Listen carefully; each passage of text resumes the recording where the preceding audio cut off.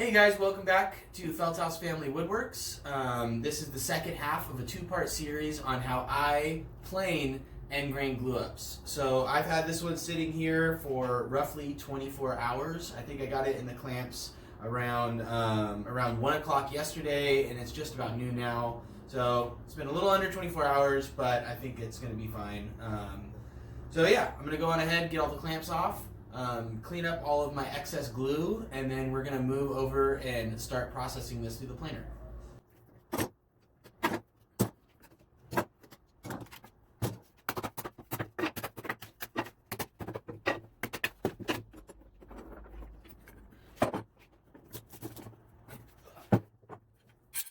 Alright, so you got all the clamps off, and now I'm just going to go through with a dull chisel, and I'm just going to clean up all the surfaces and kind of prep all the surface area so that way this will run smoothly on the planer base plate. So yeah, we'll just go through, clean up all this glue, and then we'll get over to sending it through the planer.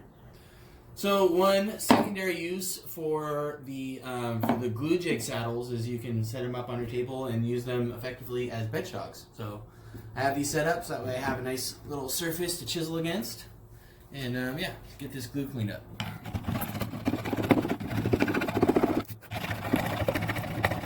Okay, so we have all the excess glue cleaned off our piece. The surface is feeling really nice and flat. Everything looks really uniformed. And I'm feeling good and confident about this piece. I allowed it to dry for roughly 24 hours. So we're just about ready to send this through the planer. But before we do so, I just wanted to talk about some of the aspects of why people might experience failures or ejections from the planer.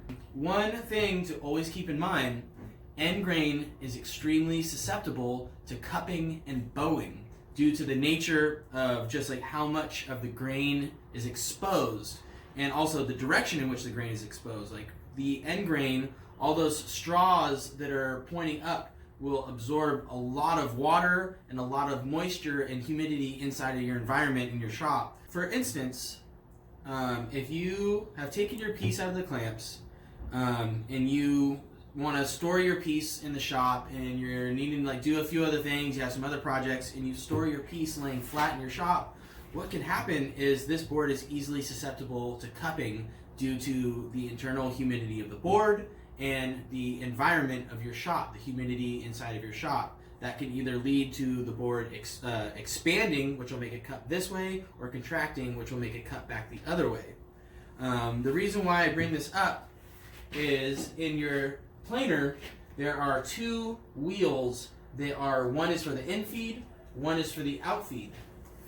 And if your piece is cupped, when it goes in and it hits that in feed roller, it's going to want to cup up, and it will then run into the planer blades at a higher level than where the feed roller is at in the orientation on your board. So you can hit the feed roller, your board will go up, and it'll hit those planer blades, and that can lead to ejection, seam failure, excessive sniping.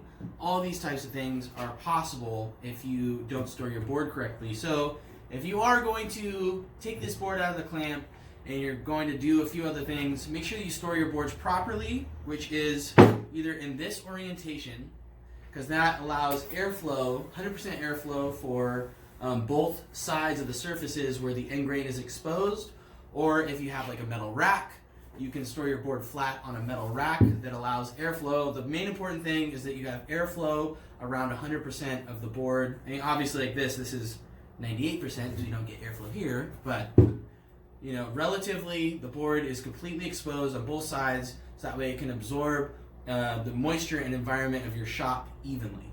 That's how you prevent the cupping in your board when you need to store it. So the next topic that I want to talk about is having a nice, uniform, and smooth surface on both sides. This is extremely important for having a clean pass through your planer. Like yesterday, when I had taken all the pieces off the crosscut and I stacked my pattern, I noticed that one of my pieces was thicker than the rest of my pieces. This could be a reason why a lot of people run into seam or joint failure when running it through the planer. is you're going to be planing 128th of an inch, 128th of an inch, 128th of an inch, and then all of a sudden you get to one of these seams, one of these pieces that's larger, and you're going to jump from 128th to a 32nd in the span of a seam, and that is going to put excessive amounts of stress on that glue joint and also excessive amounts of stress on your tool. This can lead to the piece to break apart and to have pieces ejected from the planer. So that's why I really stress the importance of using the straightening cauls and also double checking all your pieces, really running your hand over it, make sure that it's nice and smooth and everything is uniform before we even get over and send this piece to the planer for the first time. So the last thing that I want to talk about is glue cure times. This is not an area to rush your cure times.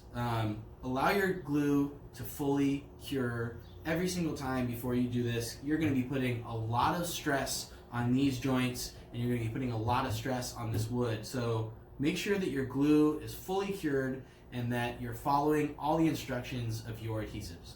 Alright, so we're just about ready to send this piece through the planer. I just wanted to show you some of the settings that I have on the tool before we do so.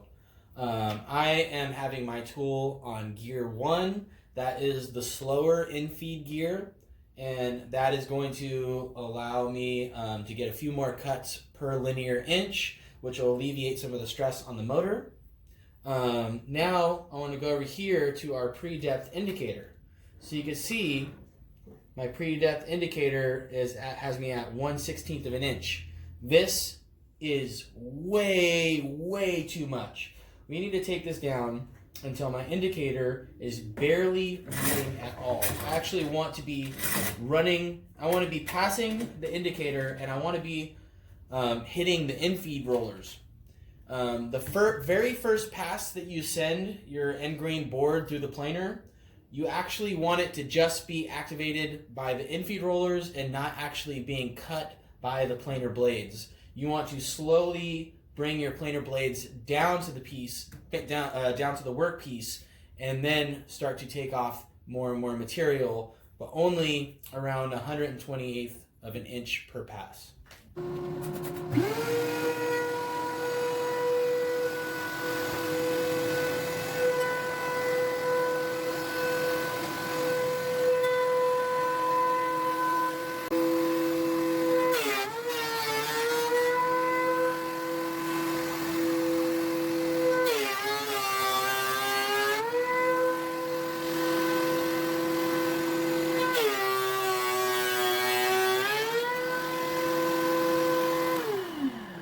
So I ran the piece through about 3 times, only planing one surface. I just wanted to smooth up this first surface, and then now what I'm going to do is I'm actually going to flip the piece over so that way I'm running this nice smooth surface against the base plate, and I'm going to keep just rotating it and flipping the piece the same way that you would dimensioning normal timber.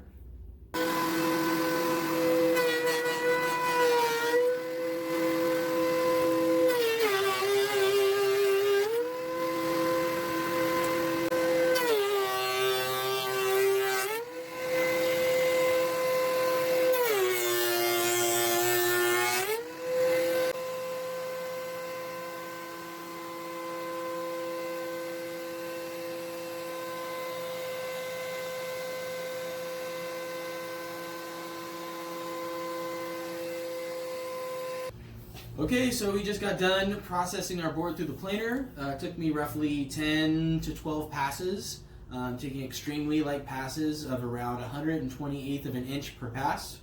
I'm really happy with the end result. Everything's looking really smooth, really uniformed, and super flat. One of the few of the key takeaways from this whole thing is just to really pay attention to your prep. Really pay attention to making sure that all of your pieces are nice and uniform with each other, using the straightening cauls, making sure that you allow proper glue times and cure times, and and then also, most importantly, making sure that you just work smartly with the tools that you have. Okay, so for the sake of transparency and the purpose of this video, I want to share my experience where I actually had a piece break apart in the planer and get ejected.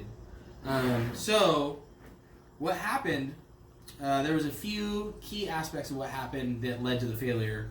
One of those was that I didn't use straightening cauls in my glue up. I remember like I was just feeling really stressed. I had to like adjust my clamps a bunch. The glue was curing. I was just really rushing. And what happened is in the end, my end result of my glue up is I had multiple pieces that were out of line with other pieces, and I had something in the relation of this. Obviously not this extreme, but like this was the result I was getting, was kind of multiple pieces that were out of line and out of uniform with the rest of the surface. So that was one mistake that happened. I didn't use the cauls, I didn't use the straightening cauls for keeping all my pieces flat and uniform.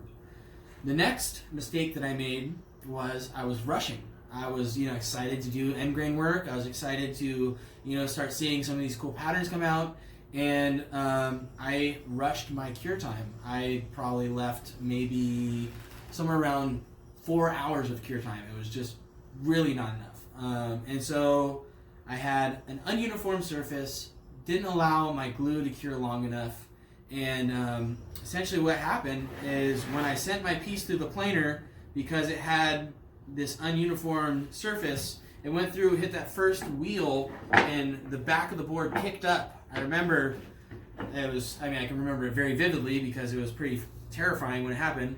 But so the board went in, hit the first feed roller, the back of the board kicked up, and then when it got past the feed roller to the next uneven spot, it slammed back down. And when it slammed back down, that's when it hit the planer blade, and that's when it went and it started chunking inside of the tool. And I was like, oh my god! And like an idiot, I got right behind the planer, like, oh my god, what's going on?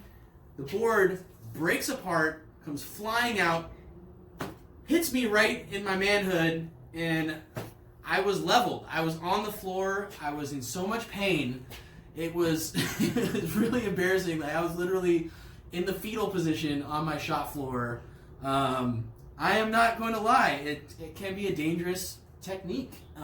You have to make sure that you're following all of your safety guidelines. You have to make sure that, like, when you're feeding stuff to your planer, don't stand behind your planer.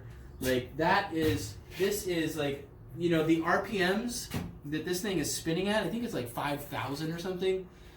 And that's fast. I don't know if you've ever like been in a batting cage and saw how fast a baseball comes at you outside of one of those pitching machines, but it's way faster than that.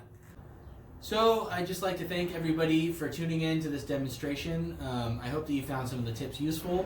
A few takeaways that I just want to express at the end of this video is obviously follow the instructions and operation protocols of all of your tools. Super important. The other one is follow the instructions and cure times of all of your adhesives. Super important.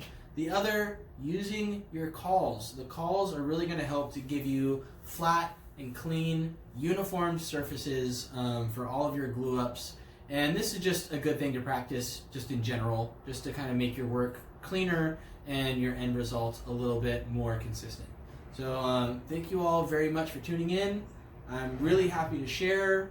If anybody has any more questions or concerns, please feel free to either leave them in the comments or you can message me personally, and I'm more than happy to engage with anybody in conversation in regards to this topic. So right on, thanks you guys very much. Ryan Feldthouse, Feldthouse Family Woodworks.